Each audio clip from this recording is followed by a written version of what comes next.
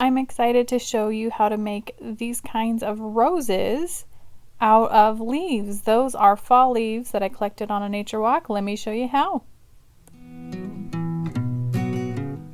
So the most important part, whether they're from your yard, you go to the park, or wherever on your nature walk, collecting these leaves, is to make sure that they are fresh. We'll talk a little bit about that in a minute. But obviously you don't want them to be torn, eaten, decaying.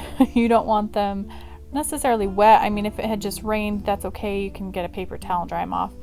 But you want them bendable like this. You don't want them crunching. So at first you're going to make the middle section, just fold it up a little tight like that, kind of like the little bud, the inner center of the rose. And then you're just going to keep folding them in half and then folding them around. So I'll go ahead and speed this up.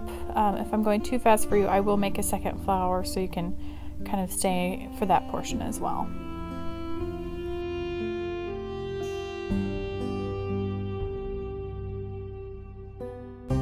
It's vital to make sure that you are holding it tight down at the bottom with one hand at all times so that it holds its shape and doesn't fall apart. Now, one thing you'll notice, especially as the leaves get bigger, they are kind of square-ish. And last time I did this, I actually did it with maple leaves, not these kind of oval-shaped leaves. So that might have better results, but I'm going to do something to kind of minimize that look, make it look a little more natural in a minute. And I really think if you can get some evergreen, some sort of like juniper bush or something, that's a really pathetic sprig right there, but that's what I had. Then you get that nice color of green. And I'm taking raffia. You could use ribbon. You could use maybe some fall washi tape or something like that, but I just like the look of raffia on it. And just get it good and tight and wrap it down as much as you'd like.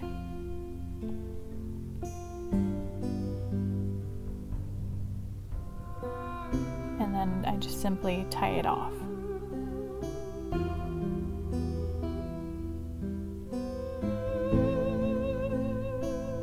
At this point, I'm not super happy about the way it's looking because it's a little loose around the edges, still kind of square. And honestly, I made the mistake of not putting them all in one direction. Like, you want to add on your petals as you go in a spiral, all either clockwise or counterclockwise, and I did this kind of haphazard, so do as I say, not as I do in this particular one. The second one, I fixed that mistake.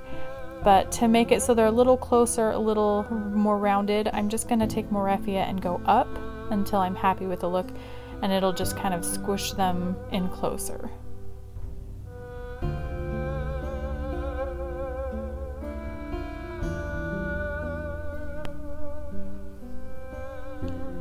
I really like the vibrant colors of the red. You can try yellow, but I do believe that they tend to brown more as they dry, not quite as pretty. So there you go. Let me know what you guys think. Give me a thumbs up if you like this. And I'm pretty proud of it. It's not perfect, but it's pretty fun for not having done this for years.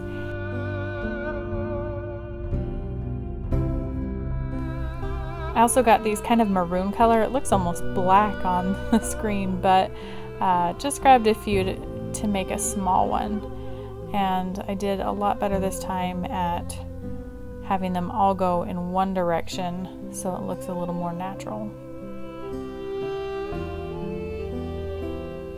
I hope you guys still have some leaves falling from your trees. I guess, you know, some of you might not even really get a fall where they're falling, but that's one of the beauties of having all 4 of your seasons that I really enjoy.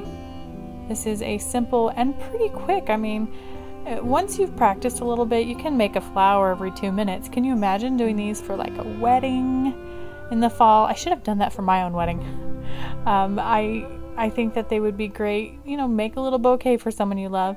Just have them out for decorations.